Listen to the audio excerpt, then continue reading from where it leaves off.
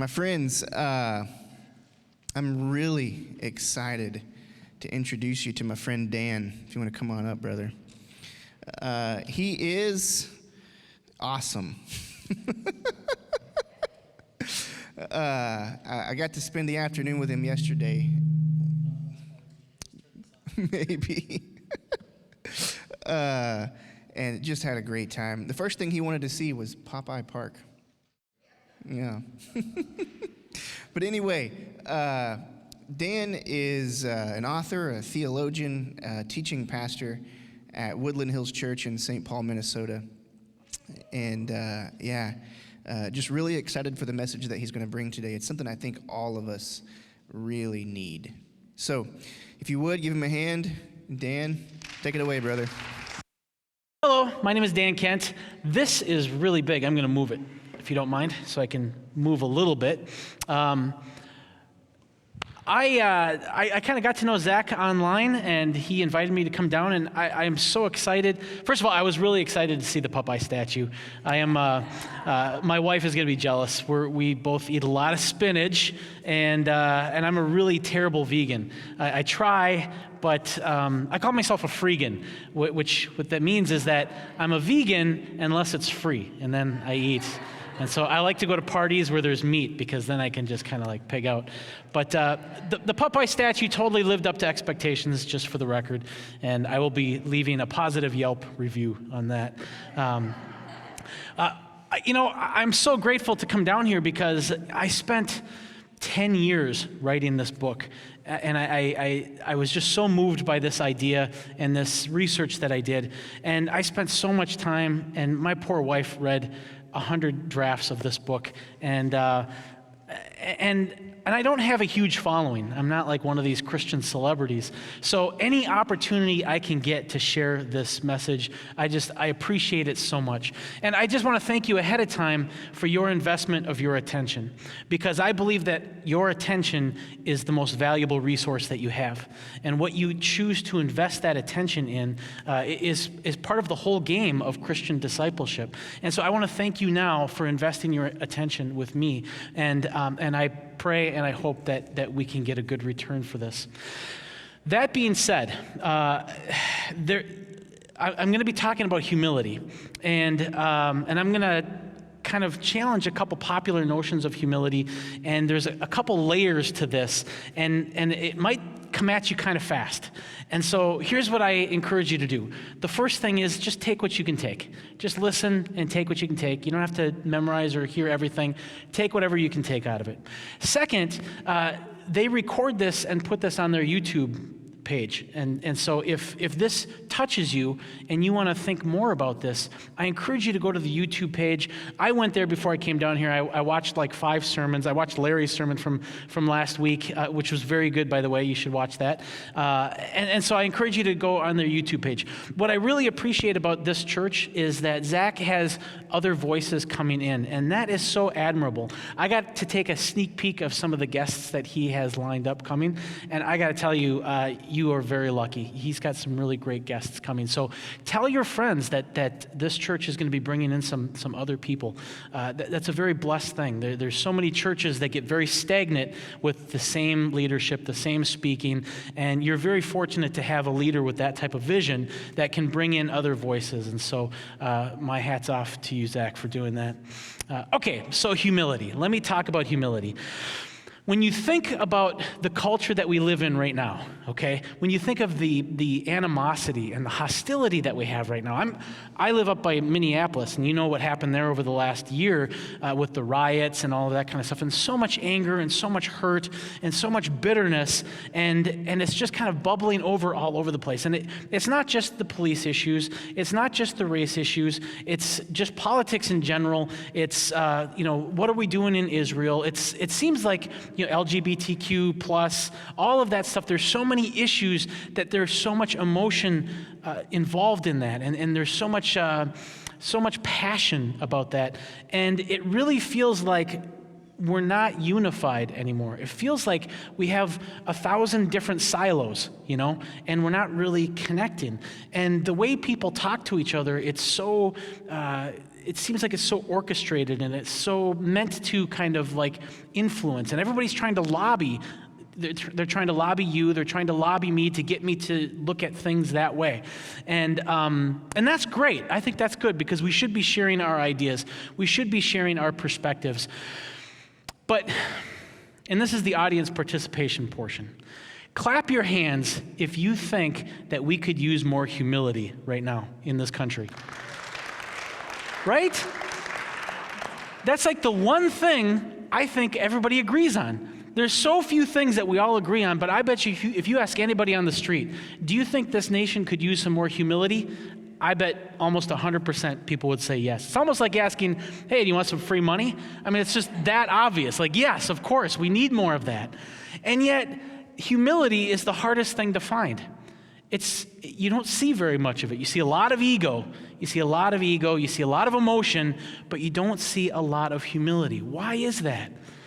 Well, that's sort of what I pursued in writing this book. And the conclusion that I came to is that the reason why we don't see humility in these crisis moments, at these most important points, is because we've somehow kind of evolved a view of humility that's just not very effective.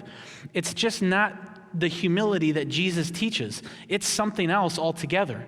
And by definition, this view of humility is ineffective. And so, of course, we ditch it when we need it most because we have, I believe, a broken understanding of humility. And so I want to talk about what Jesus teaches as humility, which I think is very different than what a lot of people may have heard in the church, and it's certainly different than what people hear in culture.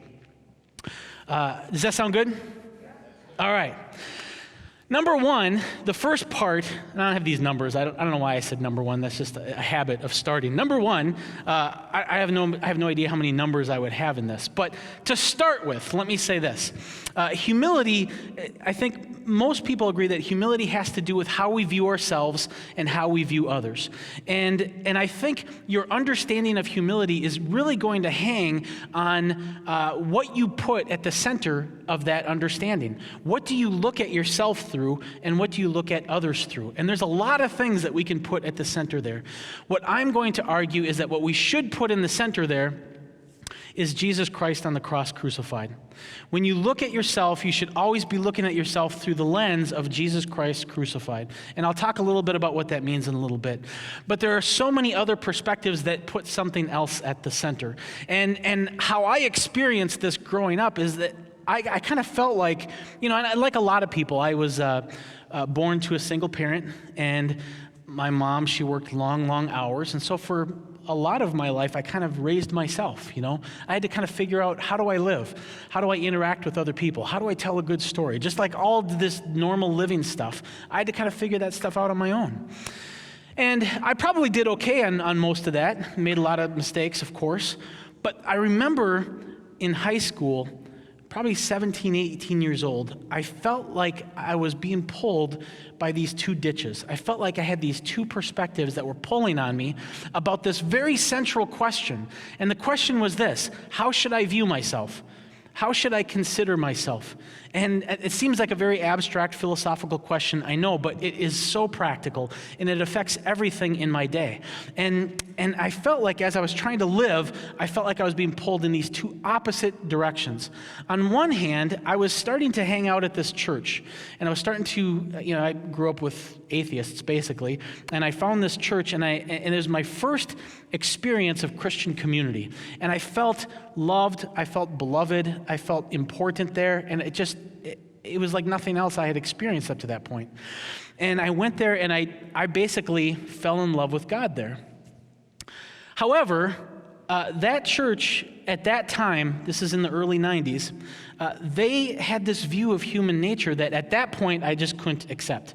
And what it was they believed that we were fundamentally sinful, that we were totally depraved is the phrase that they really like to use. And they would sort of almost celebrate that, where like in prayer, they would say things like, Lord, I am just a loathsome sinner. I am absolutely, utterly dependent on you. I can't do anything good. And they would just kind of go on and on and on about that. And for me, I just couldn't embrace that, and for very simple reasons. I mean, I wasn't a theologian then. I was sort of an idiot, to be honest. I probably still am. But at the time, that didn't make sense to me because the church had all of these paintings of Jesus, and they had these children's books with Jesus all over the place.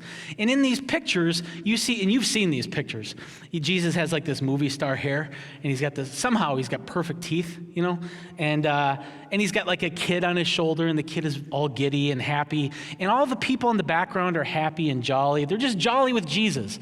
And none of them look like they feel like they are absolutely loathsome and unworthy of love. They look like they're pretty okay with themselves. And it just didn't really connect. Like, how could I view myself like that, and yet nobody else in the Bible seems to view themselves like that? And so that was the first thing. But also, like I said, this was in the early 90s, and the self-esteem movement was just going crazy in the early 90s, and you might remember this. Everywhere you turned, everybody was special. You are wonderful. You are great.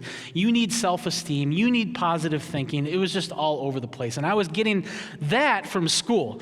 I was getting this, you are great, you are wonderful over here, you are depraved, you are loathsome, you are horrible over here. Which one is it? Am I bad or am I good? Am I fundamentally horrible or am I fundamentally wonderful?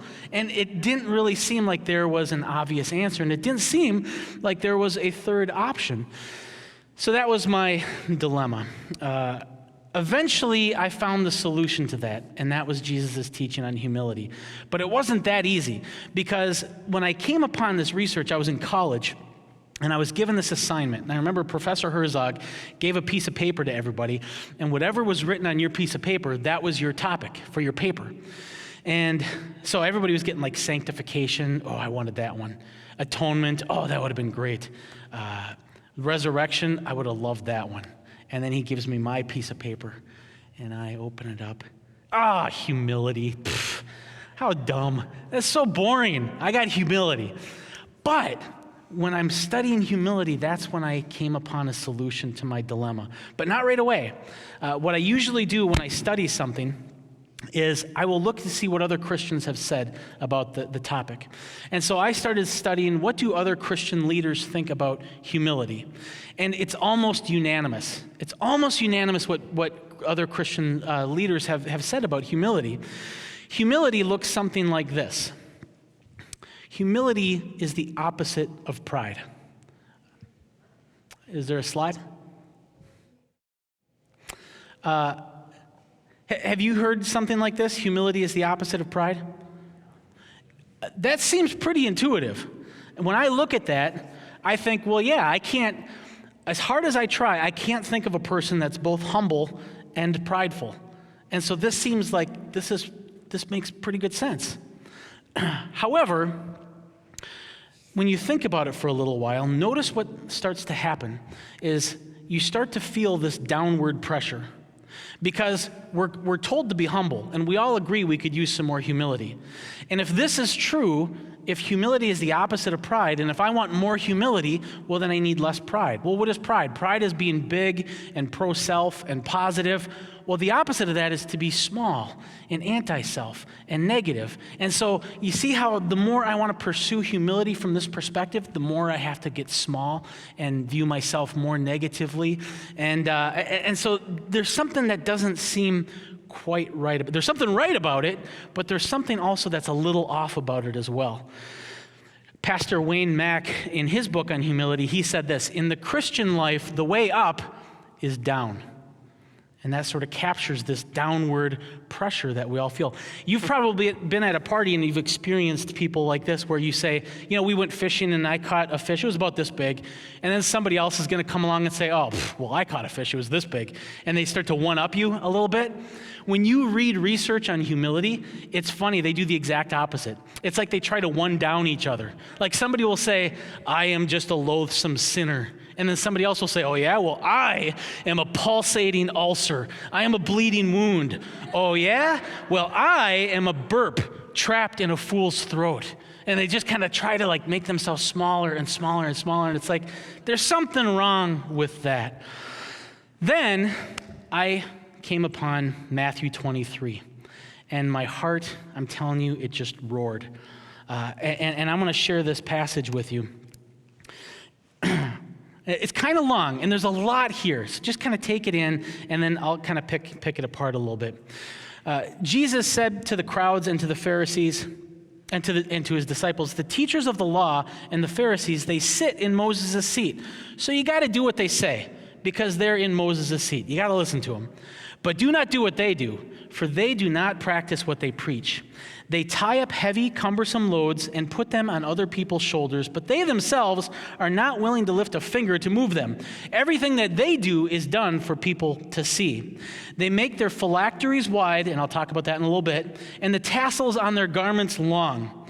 They love the place of honor at the banquet tables, and they love the most important seats at the synagogues. They love to be greeted with respect in the marketplace and to be called rabbi by others.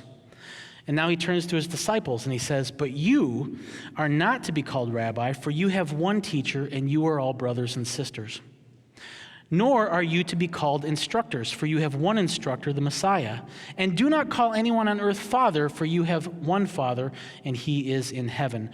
The greatest among you will be your servant, for those who exalt themselves will be humbled, and those who humble themselves will be exalted.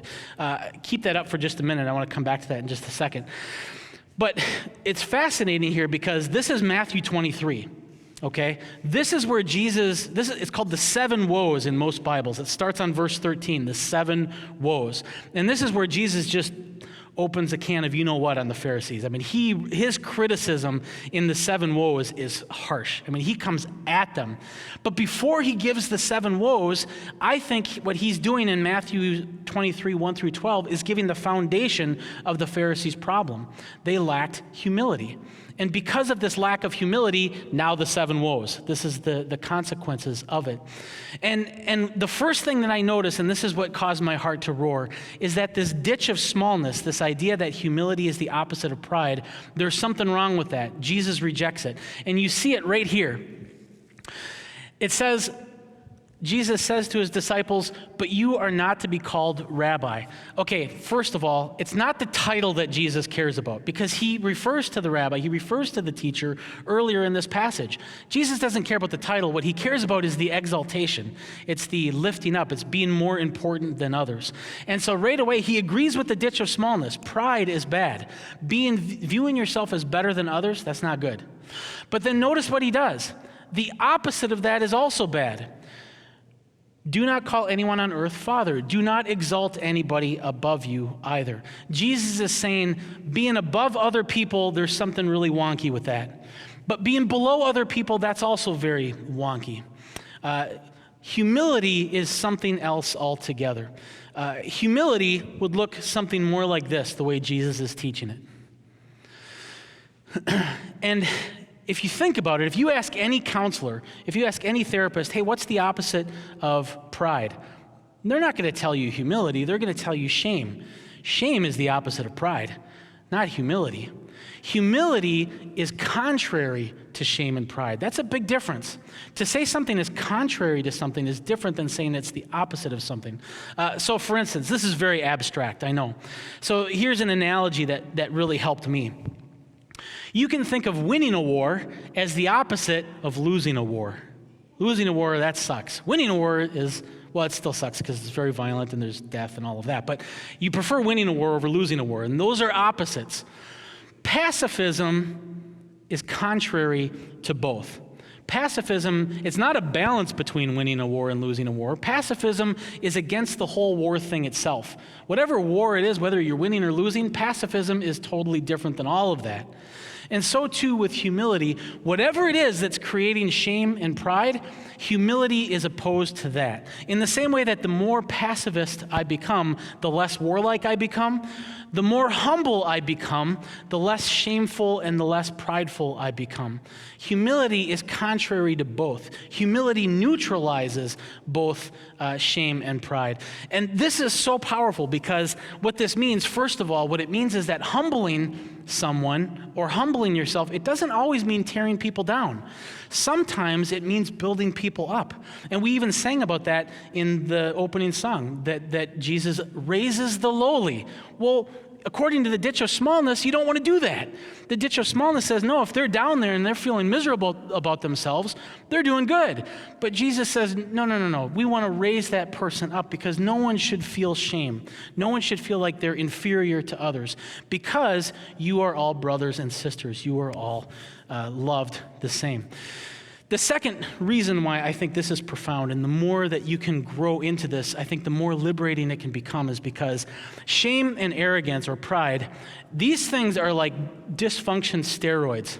I've spent 20-some years working in mental health, and I got to tell you, whatever the dysfunction is, if it's addiction, or if it's anxiety, or if it's depression, shame and arrogance will amplify them. It will make you take an alcoholic who's full of shame, you have a whole different type of alcoholism. You take an alcoholic who's very arrogant, that's a whole different alcoholism altogether as well. And arrogance and shame, they just amplify every problem that we have and they make it worse. And so if humility neutralizes that, I got to tell you, even if you wrestle with those things, humility will make those things a lot more bearable and a lot easier to tolerate and hopefully even grow out of. So how does it work? What do the mechanics look like? How is it that growing in this humility neutralizes shame and pride? We still haven't really gotten at what this humility is, other than it's not those two things. It's not the ditch of smallness and it's not the ditch of bigness. So what is it? What is at the center of how I view myself that makes it neutralize both shame and pride? And this is what I think it is. I think it's God's unsurpassable love for us, demonstrated on the cross. When we put the cross at the center, see, the ditch of smallness, they want to put sin at the center of how I view myself. God doesn't want that. God wants to put the cross at the center. That's his major primary revelation, is the cross. That's how we should be viewing everything. But when we put sin at the center, we're inevitably going to end up in shame. The ditch of bigness will put something else at the center. They're going to put this idealized view of the self. You are wonderful. You are great. That's eventually going to lead to arrogance. But when you put the cross at the center and God's unsurpassable love for you, that changes everything. And this is why.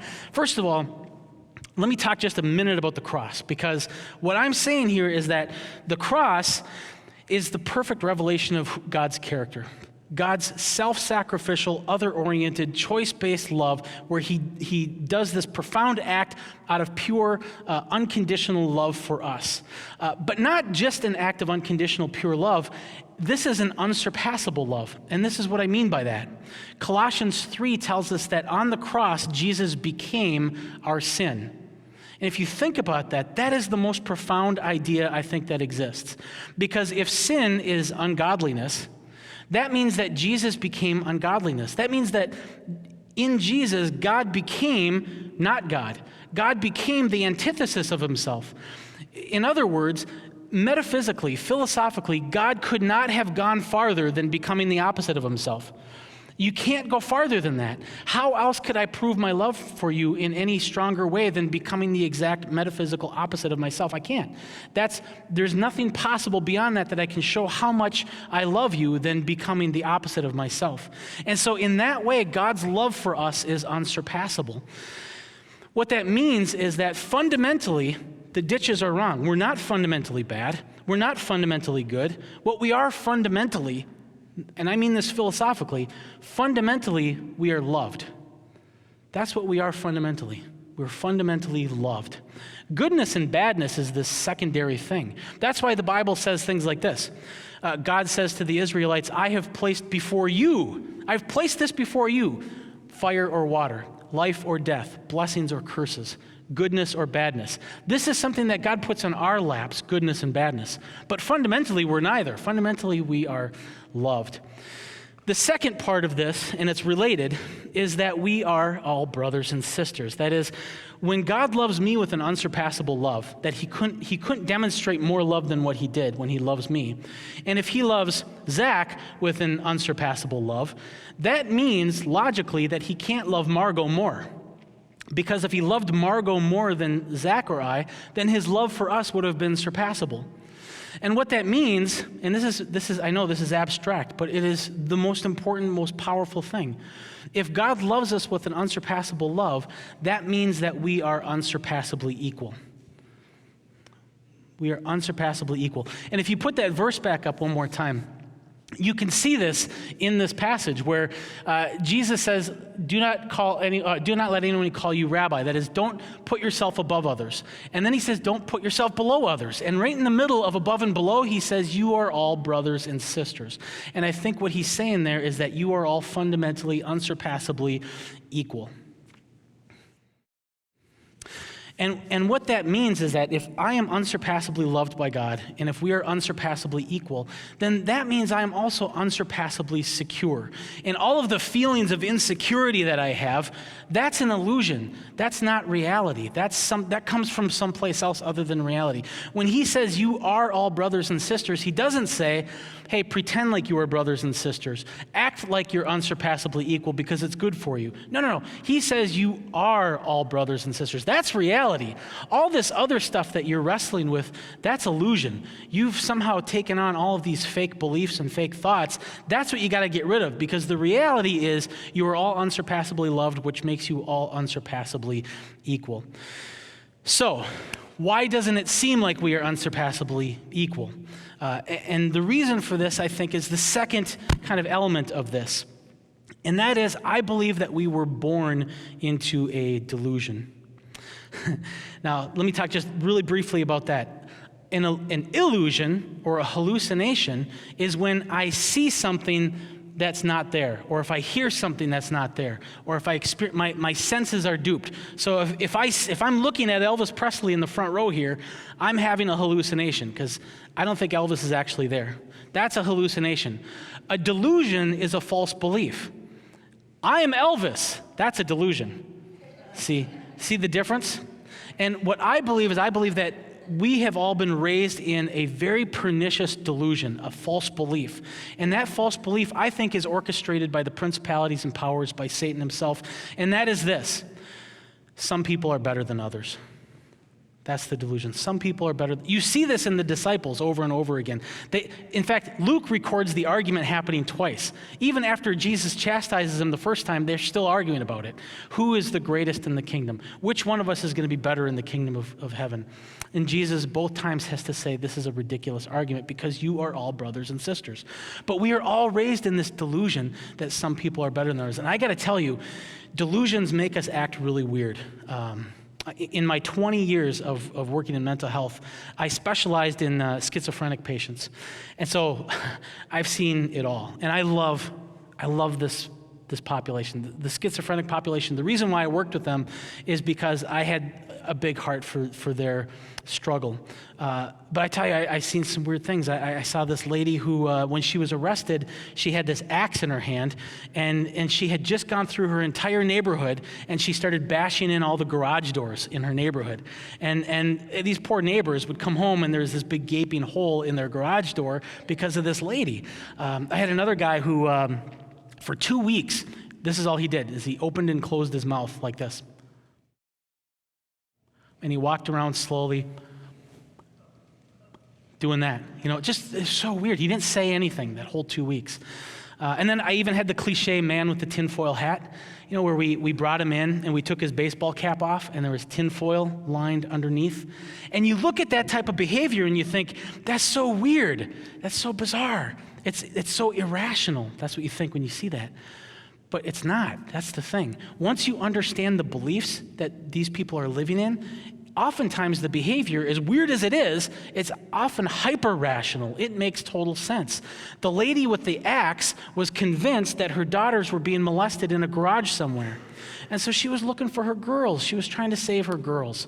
And the kid who kept opening and closing his mouth, he had a bad acid trip, and he was convinced that he was a fish. I don't know how, but for 2.5, 3 weeks, he was convinced he was a fish. The guy with the tinfoil hat was a graduate student, one of the smartest people I've met, but he kind of got it into his head that the government was controlling our thoughts with satellites. And so the tinfoil would help repel the magnetic waves that the government was using. Very weird, but it totally makes sense. And I got to tell you, this delusion of inequality is no different. As soon as you believe that some people are better than others, you start to act weird. You start to act really weird. It's just that we don't recognize it because we all share in the delusion. It's like if we were all walking around slowly opening and closing our mouths, no one would think anything of it because we all think we're fish. And that's the same thing with the delusion of inequality because we've all been raised in it. We've all been raised to believe that some people are just better than others. And I don't mean some people are better golfers than others because that's obvious. Obviously, some people are better golfers than others. I'm talking about their personhood. I'm talking about their worth. I'm talking about that part that God loves. We just think that some people are more worthy than others, and we start to act weird when we believe that. The first thing we do is we become self-obsessed because if there's a hierarchy, I need to know where I am in the hierarchy, right? Well, where am I? Oh, okay, I probably am about here. And once I kind of figure out where I am, now I got to figure out how to move up because there are consequences to being low and there are rewards for being high. And so now I have to start to hustle and work to move myself up. We start to act really strange. And dumb things become so important, like my career, how much money I have, what do I drive, how pretty am I, what's my body fat percentage. I mean, all these dumb things, how firm of a handshake does that guy have? Just like dumb things we use to say, oh, okay, now I know where he is on this spectrum. It's just stupid. And it's so fun when you read Matthew 23 because Jesus sees it too. He looks at the Pharisees and he says, look at these guys. Look at how ridiculous these guys are. Look at the size of their phylacteries. No, that's not what you think it is. A phylactery is a wooden box that the Pharisees would wear and it was strapped to their forehead, okay? And in this box was a scroll. And on the scroll was the Torah. And the Pharisees would wear this in front of them so that they would have the law of God with them at all times. It was a really great thing. But Jesus says, look at how wide they make their phylacteries. There's something suspicious about this. They want everybody to see that they are wearing their phylactery. And the tassels on their garments are long. And that indicated how much education they had. And what Jesus is saying is, look at these bozos. They want everyone to know that they're good boys and that they're very smart. And they're just boasting about this. And Jesus calls it for what it is. It's all a dumb show. These are all just tinfoil hats. That's all they are. They're tinfoil hats. You are all brothers and sisters. There is nothing you can do that can make you more or less worthy. There is nothing you can do that can make you less worthy. There is nothing you can do that can make you more worthy. You are all brothers and sisters. Get rid of the tinfoil hats. Get rid of this game of trying to move up on this hierarchy because it's futile. It's an illusion. It's not reality. So how do we live into this? And there's, I wrote a whole book on this, so there's a lot of stuff, but I'll just leave you with two things, and then I'll open up for questions if anybody has any questions about this. The first thing is that we're never going to realize this unsurpassable equality if we continue to affirm and reinforce hierarchy in ourselves and in others. So for instance, if we're in the ditch of smallness, we have to stop talking small about people. We have to stop talking small about ourselves because it's just not true. Remember, Jesus became human. He became fully human. Atonement doesn't work unless Jesus is made human like us in every way. He's representing humanity in covenant with God. He couldn't come down as a chicken. Okay, because then he wouldn't be representing humans. He'd be representing chickens. He has to be human in every way. So that should create a floor as to how small we talk about humans. But more than that, when we start to talk small about people, we reinforce smallness and bigness, and we're right back on the hierarchy game again. So the first thing is we have to stop talking small about people. In fact, we should do what the Apostle Paul says in 1 Thessalonians 5, and that is we should build our brothers and sisters up, he says. We should build them up. Now, obviously, some people have, they don't need to be built up. Maybe they need to be taken down a couple notches, and there's lots of examples of that in the Bible as well. If we're in the ditch of bigness, we have to stop puffing ourselves up. We have to stop getting fixated on this idea that I'm wonderful, I'm special, I'm great. No, you're loved. You're loved unsurpassably. But this idea that you are great, there's this implication that you've already arrived, as if you have nothing else left to do. But God has all sorts of things for us to do. God has all sorts of things that we need to get better at. It's a long way between here and Christ-likeness. God loved us while we were sinners. While we were at our worst, Romans 6:8 says, God loved us with this unsurpassable love. But that doesn't mean that we're done. We have a long ways to go, so we have to stop puffing ourselves up. The second kind of takeaway is that we'll never realize this unsurpassable equality if we continue to put our beliefs about people over the people themselves. And what I mean by that is that we have to stop being fixated on being right about people and start fixating on treating people right. And so, look at Jesus. Jesus, in his ministry, in his disciples, he had a zealot, which is basically like a progressive left Antifa member, and he had Matthew, this tax collector, which is basically this Republican nationalist, and they both worshiped at Jesus' feet because Jesus loved the person, not the ideology. Jesus didn't come to save a theology. He didn't come to save an ideology. He came to save Zach. He came to save Dan. He came to save Margot. He came to save people, not I. The guy had Judas with him, a person who is bent on having him killed, and he still worshiped with him because Jesus loved Judas, despite the fact that he had this very bent mentality. And so I think that we have to get better at putting people above their beliefs, putting people above their ideologies, and loving people and not rejecting them because of anything else. Humility, it's not, in my opinion, it's not just something that we show to grandma so that grandma is proud of us. Humility is more radical than that, I think. As we get good at living this out, as we get better at living into God's unsurpassable love for us and our unsurpassable equality, I think that this revolutionizes a lot of things in our lives. First of all, we don't have to hustle anymore to prove our worth. We don't have to show everybody all the time that we're good enough. We can just rest in the relaxed magic of God's love for us. We can make God our all, but we don't have to do it by making ourselves nothing. We can become a full self without becoming full of ourselves. What I like most about this is that it just changes our interaction with God's creation in just a liberating way.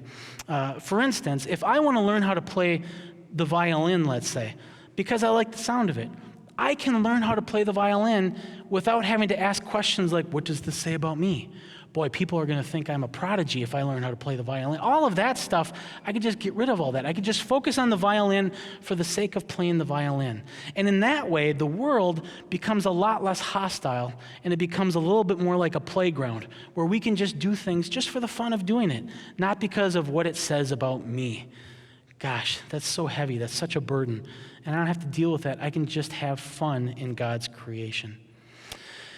That's what I have. I would love, if anybody has any questions, I would love to, because there are passages that challenge this understanding of humility. And there might be other things that challenge this understanding of humility, and I can't see it all. So I would love to open it up if anybody has any questions. If not, that's okay too. I think Zach has a microphone too. There you go.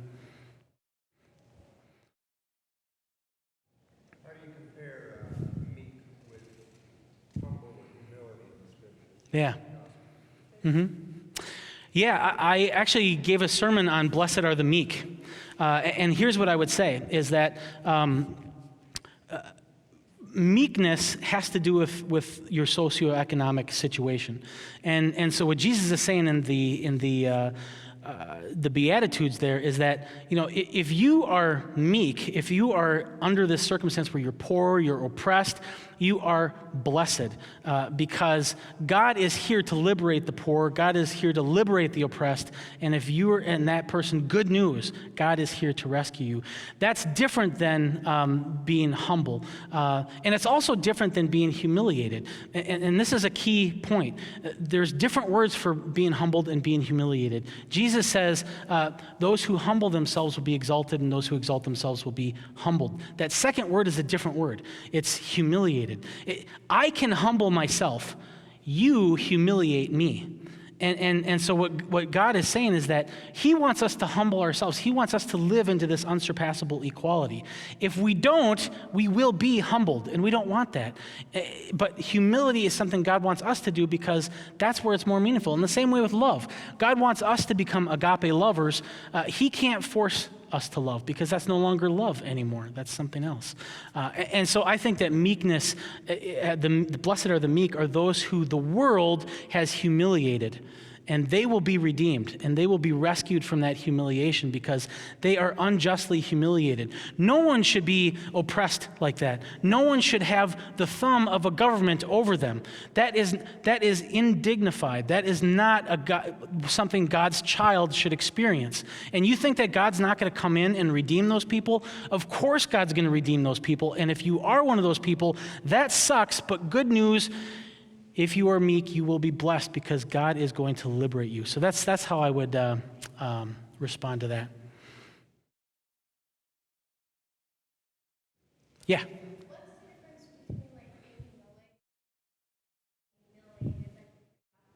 What was the first part of that?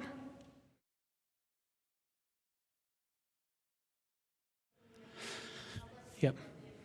Yeah, so I think the difference is this. When I humble myself, that's when I learn to live into the reality that we are unsurpassably equal, that we are all brothers and sisters. There's nothing I do that makes me more special in God's eyes than you. That's humility.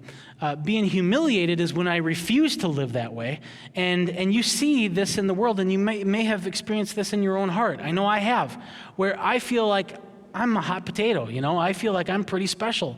And then you run into something and you realize, whoa, I'm not very special, and wow, did I make a fool of myself. I walked around as if I was God's gift to the earth, and I clearly am not, and that's very embarrassing. That's what humility is, or humiliation is. Humiliation is when your BS superficial behavior gets exposed for the BS superficial behavior that it is.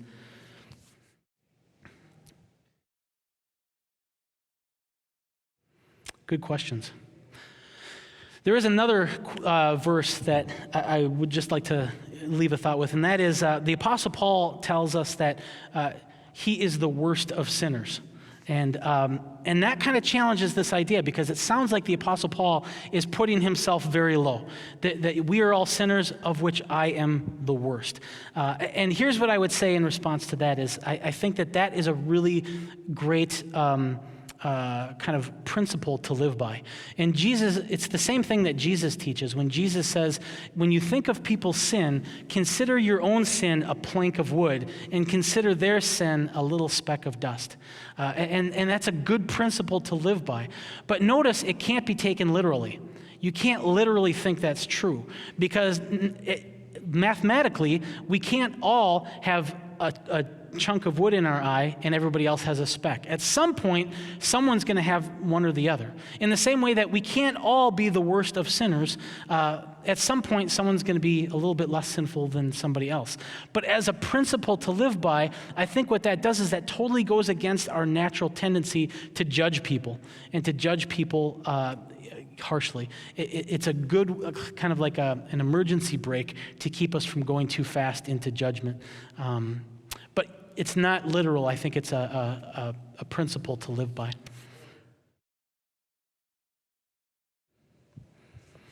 I wonder if some of that had to do with his role in persecuting the early church and maybe even participating in the stoning of Stephen. Sure. Yeah.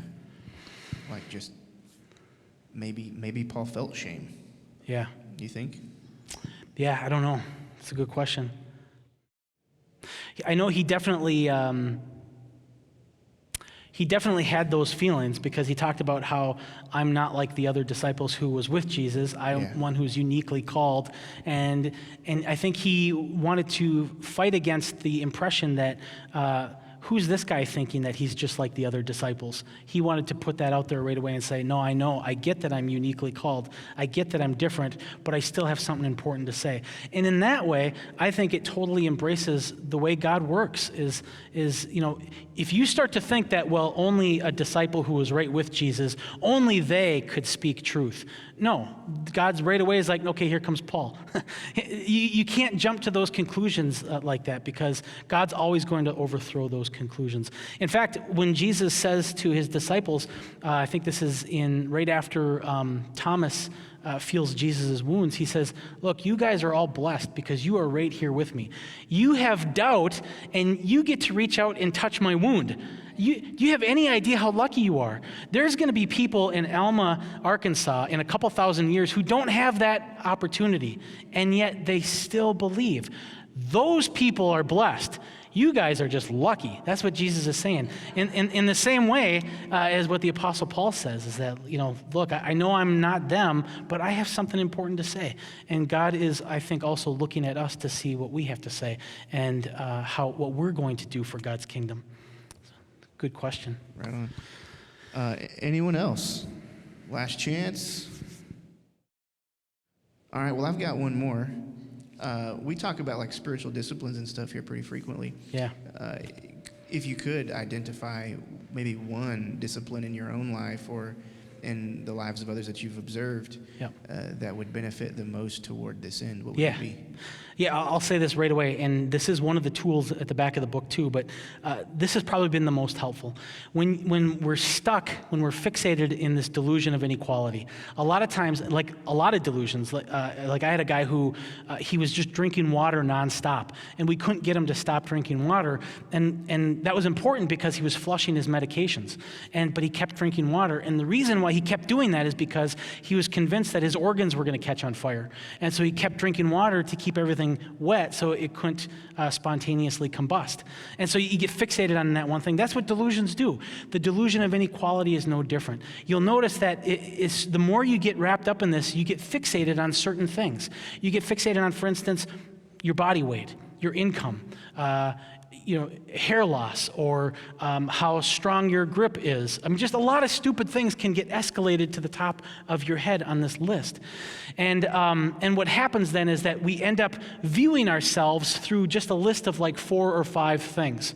And that's a harsh way to view ourselves. That is so harsh. And what's worse is when we start to look at other people through those same 4 or 5 things.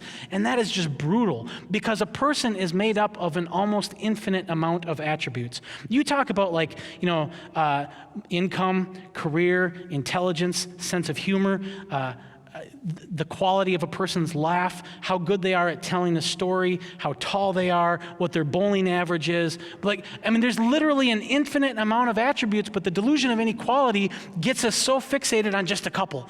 And that's just brutal. It's kind of like looking up at the stars and only seeing the Big Dipper. It's like, no, there's an infinite amount of stars up there. And if you only saw the Big Dipper, you would lose track of the majesty of God's creation. You would think, I don't know what the big deal is. It just looks like a spoon. But if you could see all of the stars, you would be like, wow, this is amazing. And people are the same way. When we get fixated on just a couple things, people are just kind of dumb. And they're just like, I don't get it. I don't know what the attraction is. But the more nuance and the more we realize how complex and intricate we are and they are, the more intriguing and the more amazing our brothers and sisters can become. So the discipline is to get a broader understanding of yourself and other. Get to know the nuances and the complexity of yourself and other people. Don't just look at yourself through the one thing that really drives you crazy when you look at the mirror in the morning. Just understand yourself in a much broader scope than that. How big of a scope can you understand yourself by? How big of a scope can you understand somebody else by? Because that's going to that's going to push against your tendency to put them low or high. Because if you only look at a person through one attribute, it's easy to put them low or high. Yeah, this guy's got a terrible bowling average. He's down there. This guy's got a 300. Wow, he's up here. But when you understand that the guy with the 300 is on his 7th marriage, well, that changes things a little bit, shouldn't it? And people are so complex like that. And so the more you can live into the complexity of yourself and others, I think the more humility starts to kind of grow on its own. Whoops. All right, I'm going to wreck things up here, so I better stop. Hey, again, thank you so much for investing your attention. I hope that this blesses you. Definitely I'll hang around for a little while if anybody else has any other thoughts or questions. And I appreciate the opportunity to share this with you. I spent a lot of time working on it, and it's just such a blessing to be able to share it. So thank you, everybody.